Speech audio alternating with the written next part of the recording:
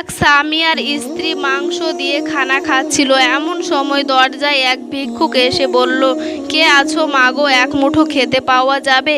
স্বামীর হুকুমে স্ত্রী উঠে ভিক্ষুককে তাড়িয়ে দিল। কিছুদিন পর মনোমালিন্য হয়ে ওই স্বামী স্ত্রীর মাঝে বিচ্ছেদ ঘটল। অতঃপর ওই মহিলার আরেক জায়গায় বিয়ে হলো।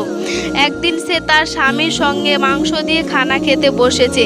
এমন সময় দরজায় ভিখারির আকুল আবেদন এলো, কে আছো মাগো, এক মুঠো খেতে পাওয়া যাবে? স্বামী হুকুম করলো, এই মাংস সহ খানা ভিক্ষুককে দিয়ে এসো। স্ত্রী ভিক্ষুককে মাংস দিয়ে এসে স্বামীর সামনে কান্না আর রোধ করতে পারল না। স্বামী বলল, কি ব্যাপার, তুমি কাঁদছো কেন?